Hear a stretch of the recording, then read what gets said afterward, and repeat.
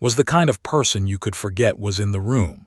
She spoke softly, dressed simply, and never tried to be the center of attention. When she walked into her new office on that first Monday morning, nobody turned to look. Nobody whispered about who she might be. She was just another face, another employee, another person filling a desk that had been empty for weeks. The company was called an Associates. It was a big marketing firm in the city, the kind with glass walls and expensive coffee machines and people who always seemed to be rushing somewhere important. Had applied for the job after months of searching. When she got the call saying she had been hired, she cried alone in her apartment. Not because she was excited, but because she was relieved. She needed this. She needed something to hold on to. At 32 years old, felt like she was starting over, and in many ways she was. Her first week was quiet. She sat at her desk in the corner of the open office, learning the systems, reading through old files and trying to remember everyone's names. People smiled at her when they passed by, but those smiles never lasted long. They were polite, not warm. She understood. She was the new person. She had not earned her place yet. What struck her most was how loud everyone else seemed. They laughed loudly, talked loudly, walked with confidence. They had inside jokes and lunch plans and history with each other. Had none of that. She ate lunch alone at her desk, scrolling through her phone, pretending she preferred it that way. There was a woman named Veronica who seemed to run the social side of the office. She was not a manager, but she acted like one. She organized birthday parties, planned happy hours, and always knew who was dadding who. People liked her because she made them feel included. But notice something else about her. Veronica only made people feel included if she liked them. And if she did not like someone, she made that clear too. Could tell from the start that Veronica was watching her, not in an obvious way, but in small glances during meetings, in the way she would whisper to her friends and then look over at the desk. It made uncomfortable, but she tried to ignore it. She was not there to make enemies. She was there to work, to rebuild, to survive. One afternoon, was eating lunch at her desk when a name sat down next to her. He was one of the few people who had actually introduced himself during her first week. He was friendly in a genuine way, not the fake kind that faded after a few days. "You settling in okay?" he asked. Nodded, "Yes, still learning, but it is going fine." Leaned back in his chair. "This place takes some getting used to. Lots of strong personalities, but you seem like you have got a good head on your shoulders." She smiled a little. "Thanks, I'm just trying to keep my head down and do the work." He looked at her for a moment, like he wanted to say something else, but then he just nodded and went back to his desk. Appreciated that. She did not want to talk too much. She did not want anyone to dig into her past, because her past was something she had worked very hard to leave behind. Most people assumed had always been this quiet, that she had always been the kind of woman who sat in corners and avoided the spotlight. But that was not true. There was a time when life looked completely different. A time when her name was printed in programs, when her face appeared in newspapers, when people traveled from distant cities just to hear her play. Had been a pianist, not the kind who played at weddings or in hotel lobbies. She was the kind who performed in concert halls with velvet seats and golden chandeliers. She had trained since she was 5 years old, practicing for hours every day until her fingers ached and her eyes burned from reading sheet music. By the time she was 20, she was performing across Europe. Critics called her gifted. Teachers called her once in a generation. Her parents called her their greatest pride. But then everything changed. When was 26, her mother got sick. It came without warning, a diagnosis that turned their world upside down, dropped everything. She canceled her concerts, left her life in Europe, and flew home to take care of her mother. For 2 years, she did not touch a piano. She spent her days in hospitals, in waiting rooms, in pharmacies picking up medication. Music felt far away, like something from a dream she could barely remember. Her mother passed away on a rainy afternoon in March, was holding her hand when it happened. After that, could not go back to music. Every time she looked at a piano, she thought of her mother sitting in the front row of her concerts, smiling with tears in her eyes. The memories were too heavy. The grief was too thick, so walked away from the only life she had ever known. She sold her apartment, moved to a new city, and started over. She took odd jobs for a while. Reception work, data entry, anything that paid the bills. She told no one about her past. When people asked what she did before, she simply said she had worked in the arts. It was not a lie, but it was not the full truth either. Now here she was, sitting in an office surrounded by people who thought she was ordinary, and in a way she wanted them to think that. She did not want to be seen as the tragic former pianist who gave up her dreams. She just wanted to be quiet, steady, invisible.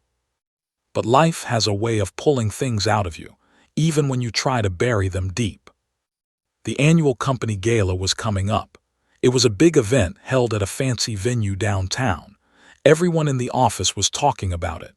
What they would wear, who they would bring, whether the food would be better than last year. Was not planning to go. She did not like parties. She did not like crowds. And she definitely did not like the idea of standing around making small talk with people who barely knew her name. But one day, while she was getting coffee in the break room, she overheard something that made her stomach tighten. Veronica was talking to a group of, and she was laughing. "You know what would be fun," Veronica said. "There is a piano at the venue, a big grand piano. We should get someone to play it." One of her friends laughed. "Who? None of us can play." Veronica smiled. "I do not know yet, but I will think of something." Set down her coffee cup quietly and walked back to her desk. She told herself it was nothing, just office chatter, nothing to worry about. But deep down she felt something stir, a feeling she had not felt in years. And it scared her. The weeks leading up to the gala moved quickly. The office buzzed with excitement and did her best to stay out of it. She focused on her work, kept her head down, and hoped the event would come and go without her having to attend. She figured she could say she was sick, or that she had a family thing. Any excuse would do. But Veronica had other plans. It started small. Noticed Veronica watching her more often, not just glances anymore but long stares from across the room. Sometimes Veronica would smile at her, the kind of smile that did not feel friendly. It felt like she was planning something, tried to shake the feeling off. She told herself she was being paranoid, but the knot in her stomach would not go away. One afternoon was in the break room heating up her lunch when Veronica walked in with two of her friends. They did not acknowledge at first.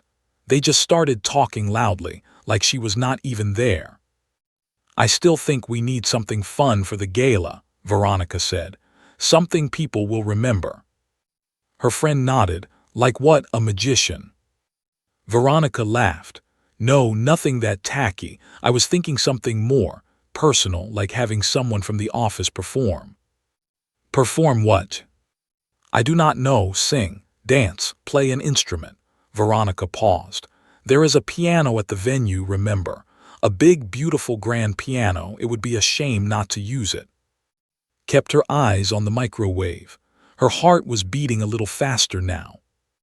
"But who would play it?" one of the friends asked. "Nobody here knows how to play piano." Veronica tilted her head, pretending to think. "Actually, I heard someone mention they used to play. A while ago. I cannot remember who." Stomach dropped. She knew exactly where this was going. Veronica turned around slowly, her eyes landing on like she had just noticed her for the first time. "Oh, hey, you have been so quiet over there." Forced a small smile. "Just waiting for my food." Veronica walked closer. "You know, I feel like we have not really got to know you yet. You are always so busy with work. We should talk more." Did not respond. She just nodded politely. "Actually," Veronica continued, "did you not mention something once about playing piano? I feel like I remember you saying that." His throat went dry. She had mentioned it. Once. Weeks ago. It was during a casual conversation with, and she had said it without thinking. just a passing comment about how she used to play when she was younger. She never imagined anyone was listening. "I used to," said carefully, "a long time ago." Veronica's face lit up like she had just won a prize. "That is perfect. We have been looking for someone to play at the gala. You should do it." "Blink to what?" "The piano at the venue. You should play something for everyone." Shook her head quickly. "Oh no, I have not played in years. I am really out of practice." Veronica waved her hand like it did not matter. "It does not have to be anything fancy. Just a little something to add some class to the night. People would love it." "I really do not think I should," said her voice now. "I am not comfortable performing." Veronica's smile did not waver. "Come on, do not be modest. It will be fun. And honestly, it would be a great way for people to get to know you. You have been here for 2 months and most people still do not know your name." That comment stung, could feel the heat rising in her cheeks. Before she could respond, Veronica turned to her friends. "Do you not think it is a great idea, playing piano at the gala?" They nodded eagerly, their eyes flicking between Veronica and like they were watching a game. "It is settled then," Veronica said. "I will tell the event coordinator to add you to the program." Opened her mouth to protest, but Veronica was already walking out of the break room, her friends trailing behind her like shadows. The microwave beeped, just stood there, her food forgotten. The news spread fast. By the end of the day, it seemed like everyone in the office knew that was going to play piano at the gala. People she had never spoken to came up to her desk, asking what song she was going to perform, saying how excited they were to hear her play. Smiled and nodded and gave vague answers, all while feeling like she was going to be sick. That night she sat alone in her apartment and cried. She had not touched a piano in over 6 years. The last time she played was at her mother's funeral, a small church, a handful of people, and a worn-out upright piano that was slightly out of tune. She had played her mother's favorite piece, a gentle melody that her mother used to hum while cooking dinner. Hands had trembled the entire time. When she finished, she closed the lid of the piano and told herself she would never play again. And now she was being forced to perform in front of 100, who expected her to fail. Because that was what this was not stupid. She could see it clearly now. Veronica did not want her to succeed. She wanted her to embarrass herself. She wanted to watch fumble through some clumsy performance so she could laugh about it later with her friends. It was cruel. It was calculated, and had walked right into it. She thought about going to her manager, telling them she could not do it, but what would she say? That she was being bullied, that Veronica was setting her up. It sounded dramatic. It sounded like she was making excuses. And besides, Veronica had framed the whole thing as a nice gesture, a way to include, to help her fit in. On the surface, it looked harmless, even generous. But knew the truth. The next few days were some of the hardest she had experienced since her mother's death. Every time she walked through the office, she felt eyes on her. Some people seemed genuinely curious. Others smirked when she passed. She heard whispers in the hallways, little comments that were just loud enough for her to catch. "I heard she only knows one song. This is going to be so awkward. I kind of feel bad for her, but also I cannot wait to see it." Kept her head down, she did her work, she did not respond. But at night, alone in her apartment, the weight of it all pressed down on her chest. She thought about calling in sick the night of the gala. She thought about quitting her job and starting over somewhere new. Again. She had done it before. She could do it again. But something inside her resisted. She had spent so many years running from her grief, running from her past, running from anything that reminded her of who she used to be. And where had it gotten her? She was still alone, still invisible, still living a half-life that felt like it belonged to someone else. One night she found herself standing in front of her closet, staring at a box she had not opened in years. It was shoved in the back, behind old coats and forgotten shoes. She pulled it out slowly and set it on her bed. Inside were old programs from her concerts, newspaper clippings with her name in them, a photo of her mother sitting in the front row of a theater in Vienna, smiling so wide her eyes were nearly closed. Held the photo for a long time. She thought about what her mother would say if she could see her now, hiding, shrinking, letting people like Veronica push her around. Her mother had always believed in her, even when doubted herself, even when the pressure felt too heavy. Her mother would sit beside her on the piano bench and say, "You have a gift, my love. Do not ever let anyone take that from you." Wiped her eyes and put the photo back in the box. She still did not know what she was going to do, but for the first time in a long time, something inside her felt like it was waking up. The gala was in 5 days, and had a decision to make. The 5 days before the gala passed in a blur. Went to work, did her job, and avoided eye contact with almost everyone. She could feel the weight of what was coming pressing down on her every hour. At night, she barely slept. She lay in bed staring at the ceiling, her mind racing through every possible outcome. None of them felt good. She still had not decided what to do. Part of her wanted to refuse, to walk into the office and tell everyone she was not going to perform. Let them think she was scared. Let them whisper about how she backed out. At least then it would be over. At least then she could go back to being invisible. But another part of her, a quieter part, kept thinking about that photo of her mother, the one with the wide smile, the one taken in Vienna at one of the happiest moments of life. Her mother had traveled all that way just to watch her play. She had sat in the front row and cried during the final piece. Afterward, she hugged and whispered, "You made me so proud tonight." Had not made anyone proud in a long time. She had not even made herself proud. On the third night before the gala, she did something she had not done in years. She sat down at her small kitchen table, closed her eyes, and let her fingers move across the surface like it was a keyboard. She did not play any real notes.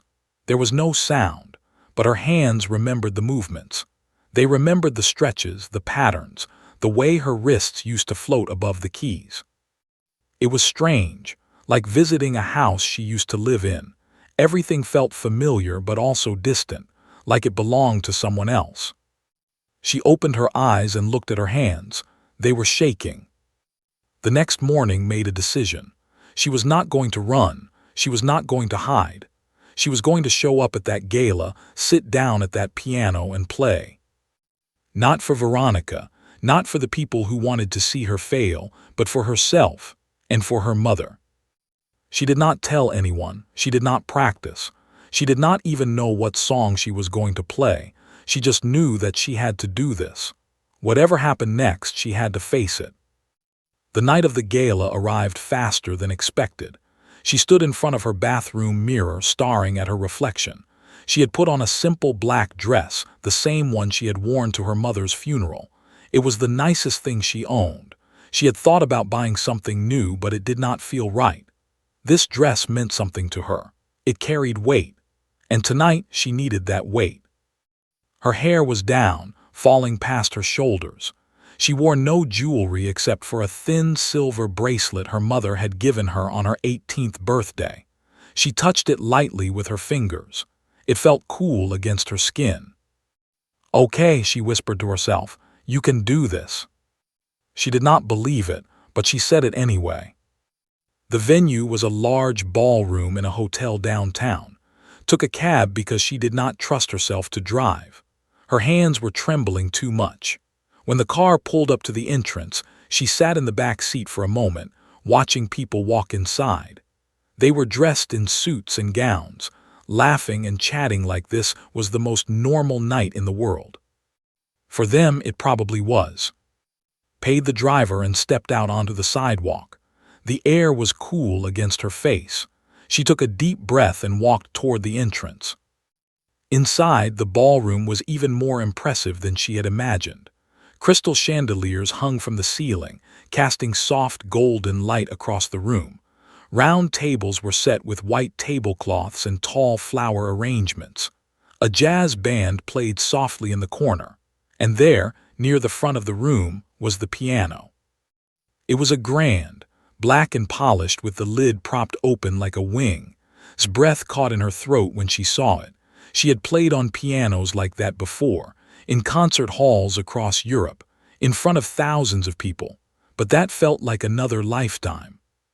She stood near the entrance for a moment, trying to gather herself. Then she heard a familiar voice. "You actually came."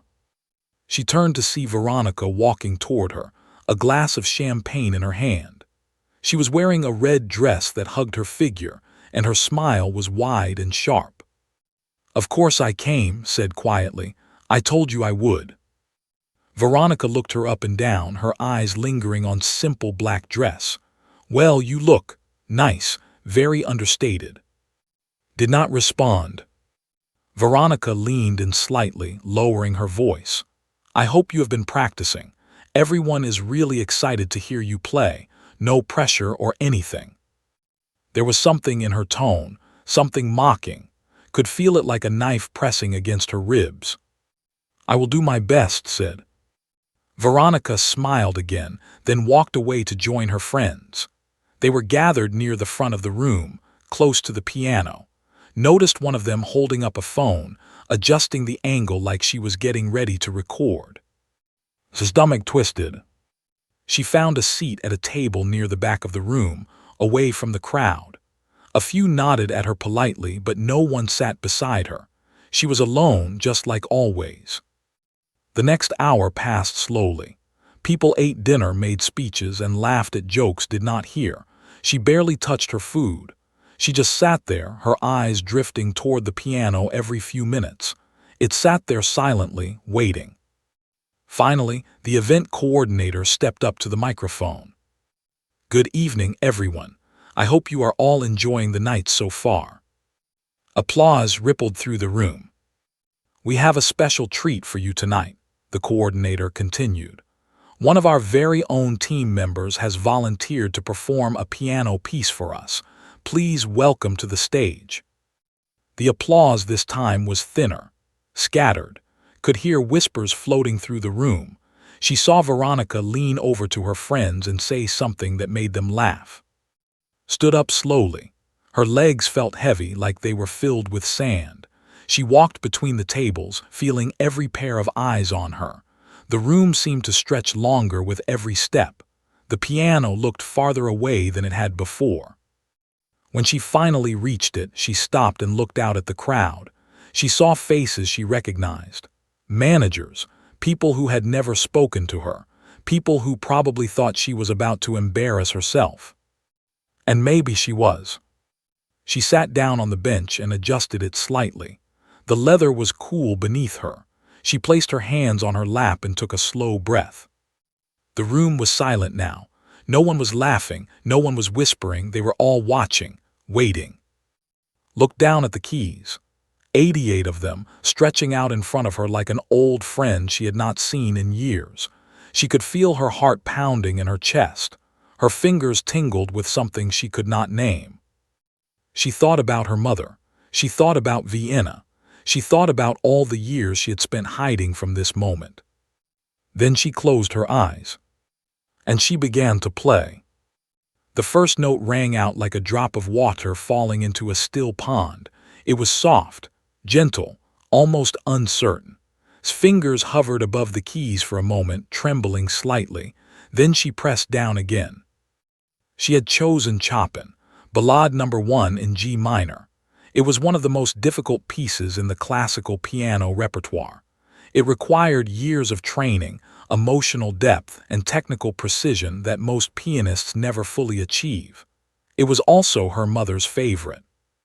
The opening was slow, and a single melody that seemed to float through the air like smoke kept her eyes closed, letting her fingers find their way across the keys from memory. She had not played this piece in over 6 years, but her hands remembered. They remembered every note, every pause, every breath. In the audience, people shifted in their seats. A few exchanged confused glances. This was not what they had expected. They had come prepared to watch someone stumble through a clumsy performance. They had come ready to cringe, to laugh quietly behind their hands, but this was something else entirely. Veronica sat near the front, her champagne glass frozen halfway to her lips. Her smile had faded. She glanced at her friends, but none of them were looking at her. They were all staring at the woman at the piano. Did not see any of this. She was somewhere else now, somewhere far away from the ballroom and the whispers and the judgment. She was back in her childhood home, sitting beside her mother on an old wooden bench. She was in Vienna, standing on a stage bathed in golden light. She was at her mother's bedside, holding a hand that had grown too thin. The music swelled. The melody deepened, growing more urgent, more passionate. Fingers moved faster now, dancing across the keys with a fluidity that seemed almost impossible. The notes cascaded like waterfalls, rising and falling, crashing and receding. It was no longer just music. It was a story of love and loss, of hope and heartbreak, of holding on and letting go. People in the audience began to sit up. Some leaned forward. A woman near the back put her hand over her mouth. A man at one of the front tables quietly set down his fork and pushed his plate aside. No one was whispering anymore. Reached the middle section of the piece, where the tempo shifted and the emotion intensified. Her hands flew across the keyboard, striking chords that echoed through the ballroom like thunder. The chandelier above seemed to tremble with each note. The air itself felt heavier, charged with something invisible and powerful. She thought about her mother, not the sick version, not the frail woman who had spent her final months in a hospital bed. She thought about the woman who used to dance in the kitchen while making breakfast, the woman who laughed too loud at her own jokes, the woman who once drove 3 hours through a snowstorm just to see perform at a small recital in a church basement. That was the mother she wanted to remember. That was the woman she was playing for tonight. Tears began to slide down her cheeks. She did not wipe them away. She did not stop. She let them fall onto the keys, mixing with the music, becoming part of it. The piece moved into its final section, the most difficult part, the part that required everything a pianist had to give. Arms ached, her fingers burned, but she did not slow down. She pushed harder, deeper, reaching for something she had buried so long ago she almost forgot it was there. The notes climbed higher and higher, building toward a climax that felt almost unbearable. The entire room held its breath. No one moved. No one spoke. It was as if time itself had stopped, waiting for the resolution. And then it came. The final chords rang out like a declaration. Bold, triumphant, unapologetic, struck the keys with everything she had, pouring 6 years of grief and silence and fear into those last few notes. Her body leaned into the piano, her shoulders rising and falling with each breath. Then slowly the music faded. The last note hung in the air for a long moment, vibrating through the room like a heartbeat. And then there was silence. Complete, absolute silence. Sat motionless at the piano, her hands still resting on the keys. Her eyes were still closed. Her chest rose and fell with heavy breaths. She did not know if she had played well. She did not know if she had made mistakes. All she knew was that she had played. For the first time in 6 years, she had let herself feel the music again. And it had nearly broken her. She opened her eyes slowly and looked out at the room. What she saw made her breath catch in her throat. People were staring at her, but not the way they had before, not with mockery or curiosity or pity. They were staring at her like they had just witnessed something they could not explain. Some had tears in their eyes. Others sat with their mouths slightly open, as if they had forgotten how to speak. Near the front of the room, Veronica sat frozen in her chair. Her champagne glass was still in her hand, but she was not drinking. She was not smiling. She was just staring, her face pale and unreadable. For a long moment, no one moved. Then, from somewhere near the back of the room, someone began to clap. It was slow at first, hesitant, like they were not sure if it was allowed, but then another person joined in, and another, and another. The applause spread like a wave, growing louder and stronger until it filled the entire ballroom. People began to stand. One by one, they rose from their chairs, their hands coming together in a thunderous ovation, watched in disbelief as the entire room got to their feet.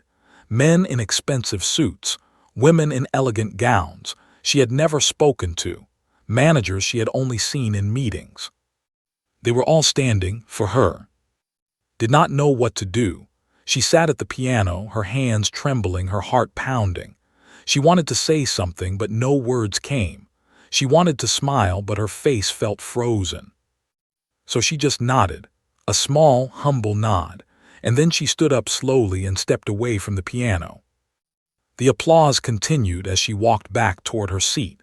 People reached out to touch her arm, to shake her hand, to say things she could barely hear over the noise. Words like incredible and beautiful, and where did you learn to play like that, floated around her like leaves in the wind. But barely registered any of it. She was still somewhere else, still sitting beside her mother on that old wooden bench, still hearing her mother's voice in her ear. You have a gift, my love. Do not ever let anyone take that from you. She had not let them take it. She had hidden it away, locked it in a box, and buried it deep. But tonight she had opened that box, and what came out was more powerful than she ever imagined. Reached her table and sat down quietly. Her hands were still shaking. Her cheeks were still wet with tears.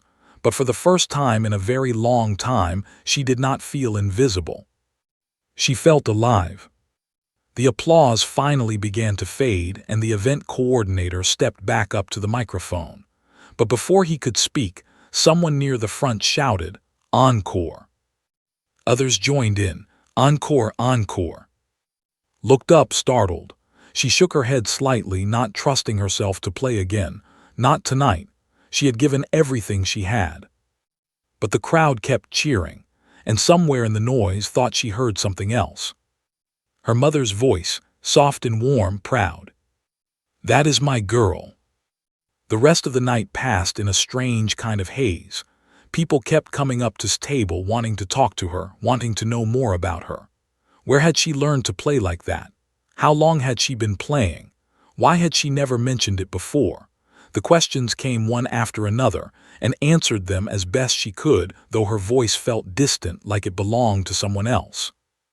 She told them the short version, that she had trained as a pianist when she was young, that she had performed professionally for a while, that she had stepped away from music a few years ago for personal reasons. She did not go into detail.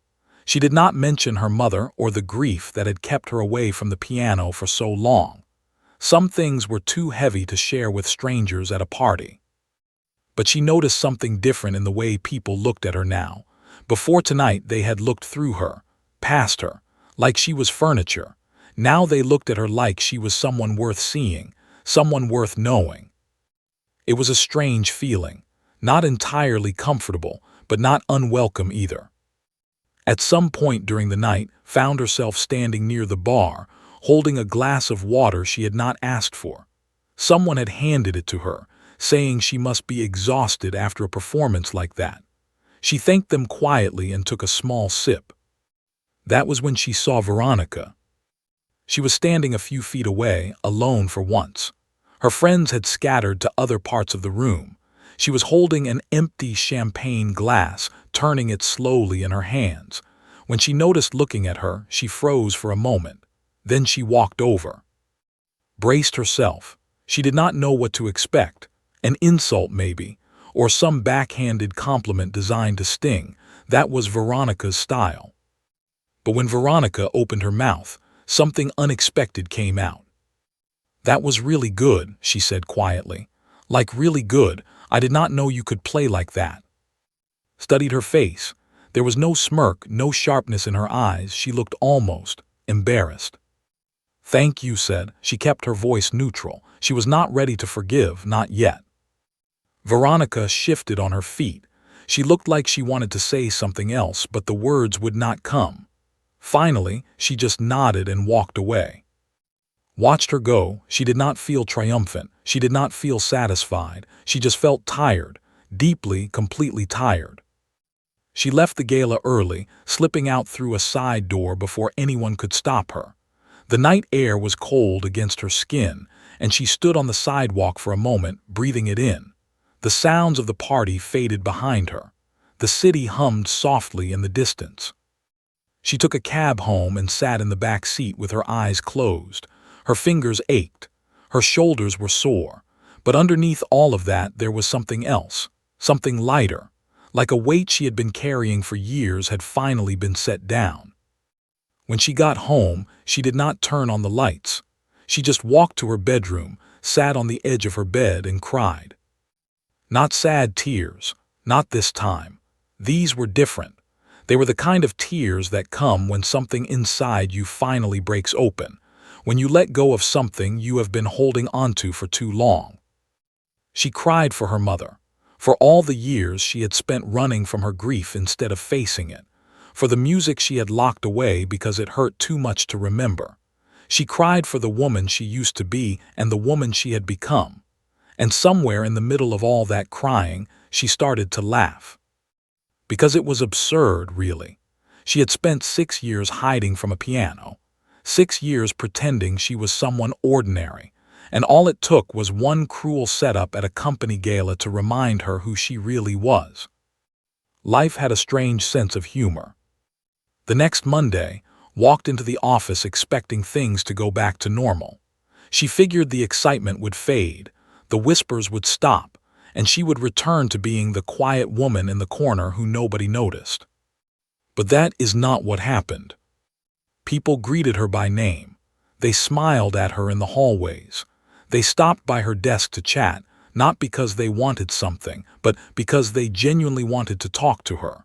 It was like she had become a different person overnight, or maybe she had just finally let people see the person she had always been. Was one of the first to find her that morning. He leaned against her desk with a grin on his face. "So," he said, "you failed to mention that you were basically a concert pianist." Smiled a little. "It never came up." He laughed. "Well, it came up now. That was one of the most incredible things I have ever seen. Seriously, people are still talking about it." Did not know what to say, so she just thanked him. He nodded and walked away, still shaking his head in disbelief. The days that followed were different, not dramatically different, still did her work. She still kept to herself most of the time, but something had shifted. She no longer felt invisible. She no longer felt like she was hiding. A few weeks later, the company's CEO stopped by her desk. He was a tall man with gray hair and kind eyes, had never spoken to him before.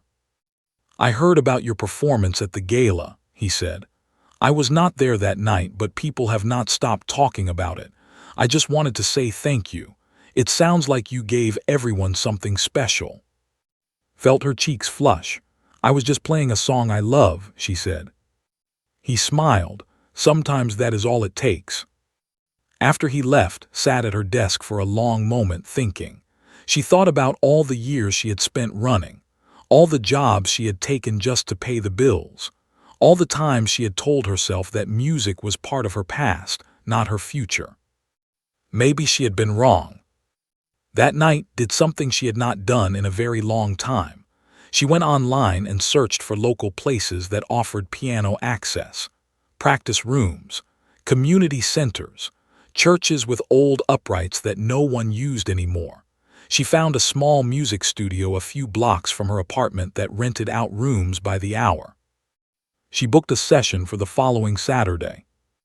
When the day came, she walked into the studio with her heart pounding. The room was small and plain, just 4 walls, a window, and a piano. Nothing fancy, nothing like the concert halls she used to play in. But when she sat down on the bench and placed her fingers on the keys, none of that mattered. She played for 2 hours straight.